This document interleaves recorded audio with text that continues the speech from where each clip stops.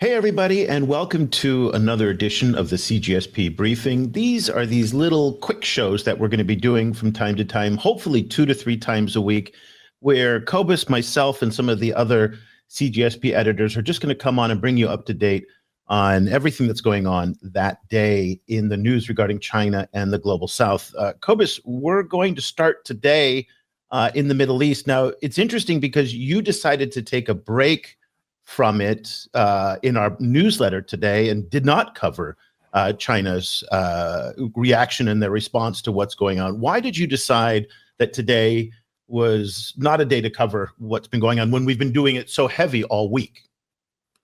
Well, that was mostly the reason. So the way we work in putting together the newsletters, we can't ever really cover everything. Like there's too much going on in in the world and China's role there. So what we do, like one of our core kind of like missions is to curate and to dot connect. So every day we pull together a set of stories that actually go together in some kind of way, and that give you a set of kind of not only loose data points but an integrated insight.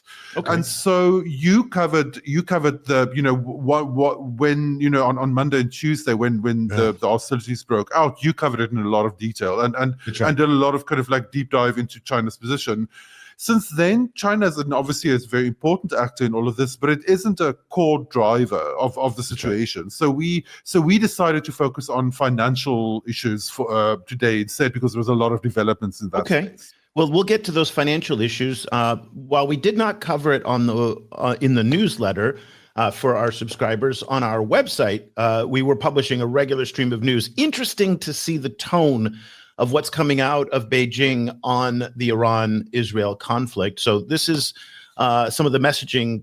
China, Xi, deeply worried by the Iran conflict. Also, there's another article that we publish, where China fears that this could, quote, get out of control. And a very different tone, Cobus, now than we heard from Chinese Foreign Minister Wang Yi and even Xi Jinping himself 18 months ago, when, remember, China was, facilitating the détente between Iran and Saudi Arabia. There was talk even about China trying to mediate some type of agreement between Israel and the Palestinians. And there was this big momentum that China had finally arrived in the Middle East as a big player.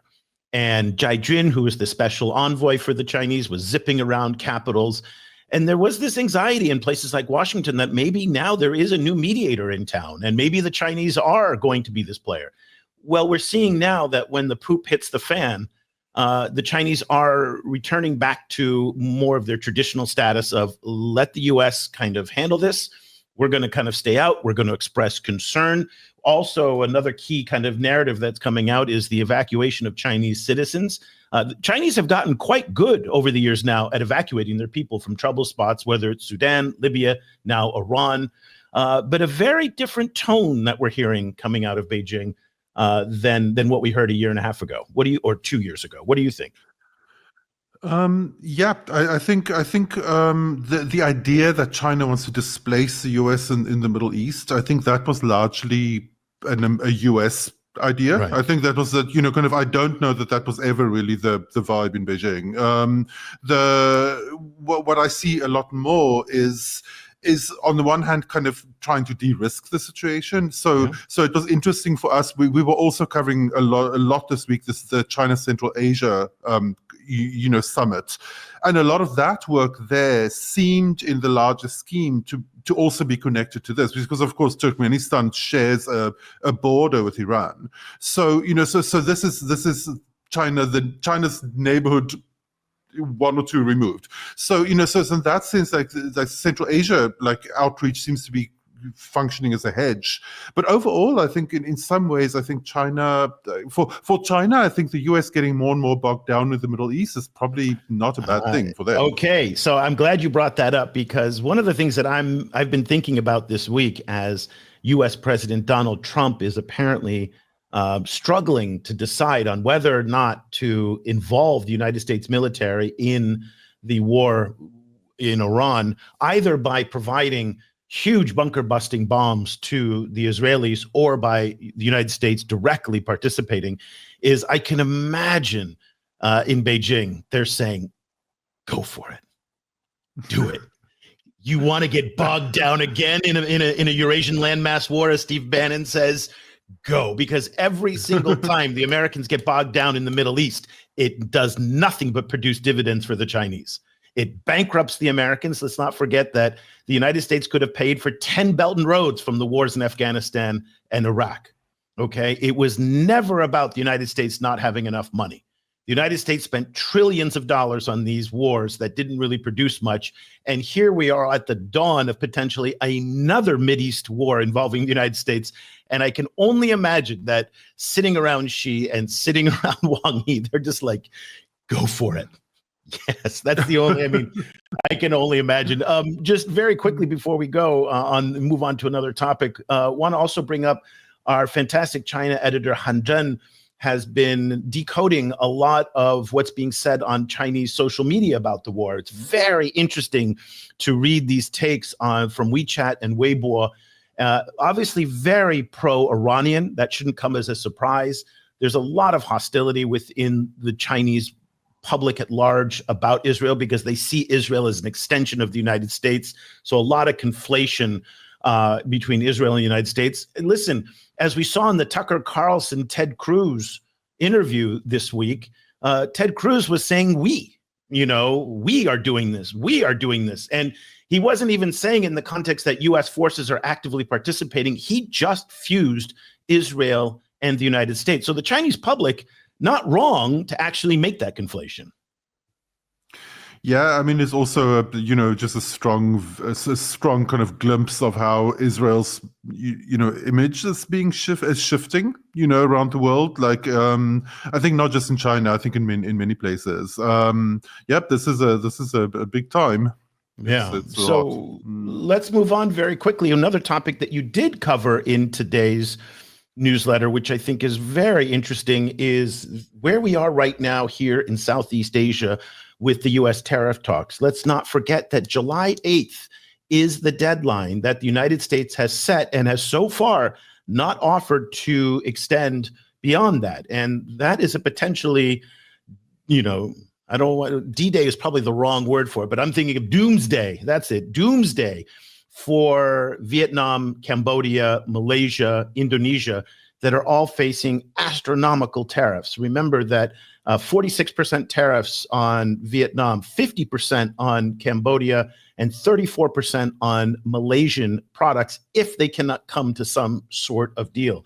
Our Southeast Asia editor, Edwin Shribimo, did a fantastic rundown of where we are with all of the different negotiations that are going on right now. And there's a lot of talks. Thailand, Indonesia, Malaysia, they've all sent delegations to Washington. There's probably going to be quite a few settlements that come through it. What was your take today on this story based on what our colleague Edwin was doing from Jakarta? Edwin's work on this is just phenomenal. It's just so helpful.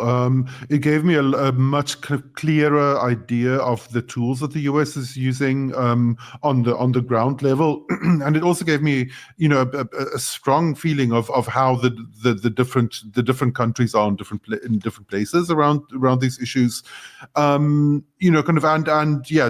the kind of progress they've made in the talks. Like what we also covered in the newsletter is a separate set of headlines specifically focusing on Vietnam, which I think made clear that all of this pressure from the US on Vietnam to decouple from China, I don't know how realistic that is. Like on a lot of other bases, on logistics, even on the level of like we covered, for example, Ho Chi Minh cities, like urban management is planning greater integration with like the Greater Bay Area, the Guangdong, Macau area.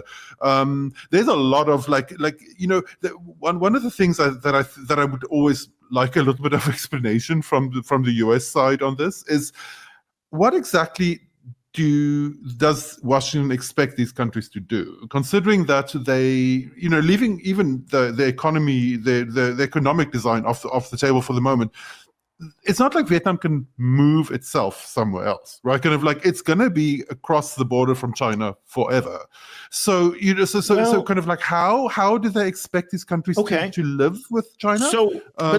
Let me give you a scenario. Let me just give you a scenario. And I don't know if the Trump administration has this kind of foresight and patience, but I could see, for example, a 5-year kind of timeline that says in year 1 and year 2, you've got a grace period. You've got to reduce your Chinese content by 15%.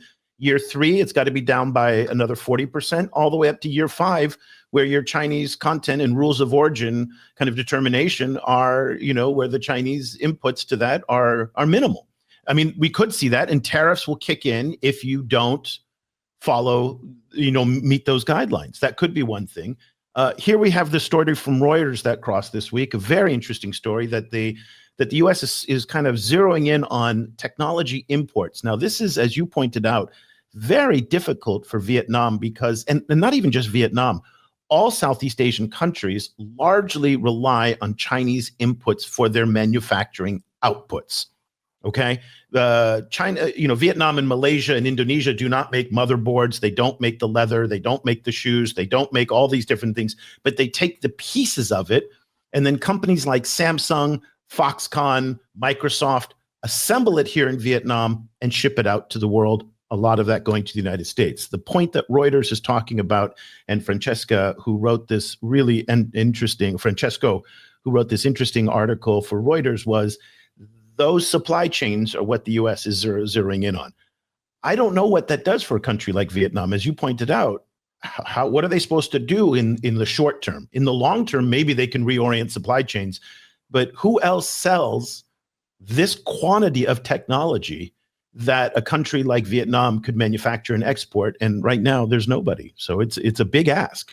Yeah. The thing is that these countries, it's not only Vietnam, China, right? Like one of the stories we cover today is how incredibly efficient shipping of a large amount of wheat from Kazakhstan is, how quickly it's reaching Vietnam via Chinese kind of overland logistics routes. So this is from the one end of the kind of China sphere of influence to another end of the China sphere of influence, but that into all of those spheres of influence are being integrated, right? Kind of through different kind of logistics networks, at all different levels. So increasingly looking from the Vietnamese position, China isn't their problem, right? Kind of at the moment, the US is their problem. So then increasingly, I wonder where it leaves the US, like whether there is a chance that it may end up that some of these countries, particularly maybe not Vietnam, because Vietnam is such a major exporter to the US, but some of the smaller countries, particularly, and I see this in Africa, that increasingly countries are just going to not even consider trying to export to the US because there is one kind of there's one country in Southeast Asia to keep an eye on for that. Prabowo Subianto, who is the president of Indonesia this week, interestingly skipped the G7 meeting and went right to Moscow to meet with Putin. And you would think in the middle of these discussions with the United States over tariffs, that wouldn't maybe not send the right look to the United States. Also, remember that just 2 weeks ago, Chinese Prime Minister Li Qiang came to Jakarta, and Prabowo gave this very heartfelt kind of, embrace of China and China's role in fighting. He said he brought up apartheid and also supporting the Palestinians. Again, not a message that you would think in this delicate time. Why is Prabowo so much more out there than, say, the Vietnamese or the Thais or others? And the one answer that everybody kind of comes back to is that they only export 9.6% of their products to the US. So when you're below 10%, you have a lot more policy freedom as a middle power state than if you're at the Vietnamese at 30%. And so I think the message that a lot of people are taking is get below 10%. You can do anything you want. Exactly. The kind of building up trade with the US is a big job, right? Kind of the US is a very competitive market. It has, it's not in its most free trading moment, like nationally, so, in the end, like for countries who are coming up, it's like, why bother? Why bother to try? when there's all of these other countries you could sell to without problems, right? That I think, kind of, but if you're Vietnam and you're making huge, like large percentages of Nike's total output, then you don't have an option. You have to sell to the US. And don't forget that 10% of Vietnam's total exports are accountable to just one company, Samsung. 10%. So that is a huge quantity. And not most, I don't know the exact number, but I imagine a lot of what goes into the Samsung tablets and phones and computers and all the things that they make in Vietnam do come from China, or parts of it come from China. So reorienting those global supply chains is going to be very difficult. I'm glad you brought up Kazakhstan, a story that we did focus on quite a bit this week, and also did not get a lot of coverage outside of, say, media like ours, is the fact that Chinese President Xi Jinping went to Central Asia for the China plus Central Asia Summit. So it's the C plus C5 summit. He talked about internal friendship. We have a fascinating, and I really encourage everybody to go check it out. It's open. You don't need to be a subscriber to view it. A fascinating interview with our CGSP non-resident fellow for Central Asia, Yunus Sharifli, that kind of explains and walks through what this eternal friendship framing that she, explained this week. Very quickly, because we have one more topic to get to. What was your take on Xi's trip to Central Asia this week? It was fascinating. Obviously Kazakhstan was ground zero for the Belt and Road Initiative. It was where one of its legs was announced originally. So this is a very significant, I think, strengthening of that same outreach. And again, I think security in the Middle East is part of this equation. It creates a new kind of like zone of friendship and cooperation between China and the Middle East. And one that is also kind of like increasingly logistics wise and so on integrated with countries like Iran and Turkey and other other kind of regional powers. So I think this helps China in lots of different ways. I think. Think of this all as part of China's neighborhood diplomacy. It's peripheral diplomacy. His last overseas trip that he went to was here in Southeast Asia. He's now in Central Asia. And once again, it shows you the priorities under the Xi administration of the near abroad, their periphery, their immediate border diplomacy. Less important to Xi overall is great power competition. Still very important to be sure, but when it comes to allocating his time and the priority that he's placing on foreign policy, the immediate vicinity around China, so South China Sea, Japan, South Korea, Southeast Asia, Central Asia, and of course the border dispute with India.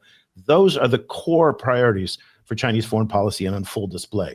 Okay, the last topic I want to get to today is something that you covered extensively in today's newsletter, how China's central bank is kind of trying to make another play for the yuan and internationalizing the yuan, and maybe see the current moment with the United States and some doubts about the debt in the United States and maybe the supremacy of the dollar.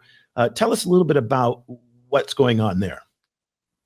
This is quite interesting. They announced a bunch of new initiatives to make it easier to trade in yuan.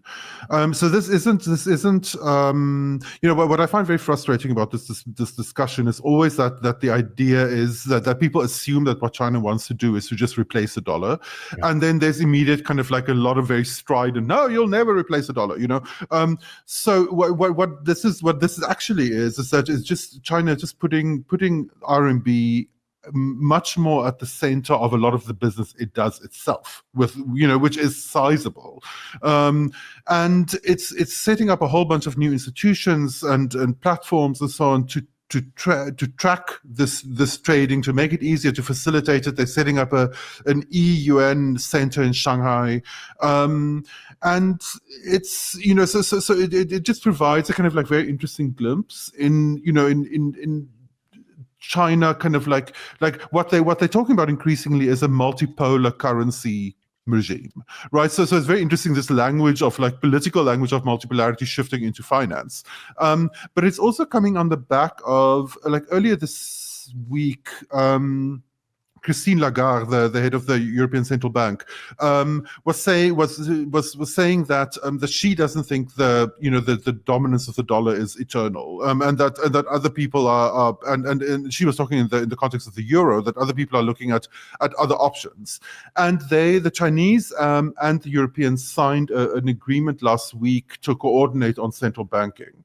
So so this is an interesting shift. Again, this is not a shift to de-dollarize, but it's a shift to kind of create these zones where it makes more sense for China to just trade in its own currency, kind of because it already runs such a huge kind of like trade deficit with a lot of countries. So, so it's one of these kind of areas where I think we're increasingly just going to see like dollar-free zones, kind of as part of the kind of cropping up in different parts of the global economy.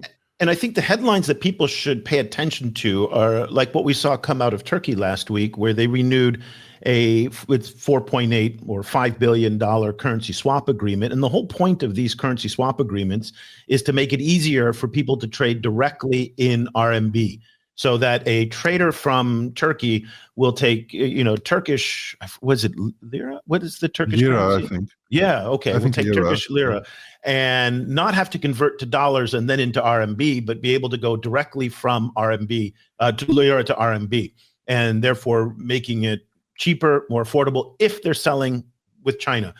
Brazil, Argentina also just got their currency swap agreement. Nigeria also renewed its currency swap agreement. So China is doing a lot more of these currency swap agreements in order to help fortify a lot of the foreign currency baskets and reserves of these emerging markets that have been very, very short of dollars over the past couple of years, really since the pandemic.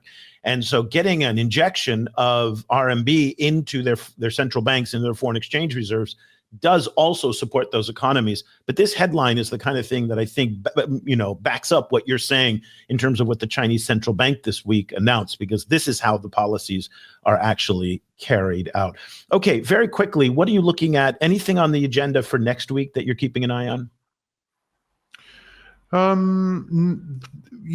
think we'll be circling back to South Asia next week. This week has seen several new trade expos and so on, focusing on South Asia with quite an interesting kind of like large Southeast Asian kind of contingent, also present.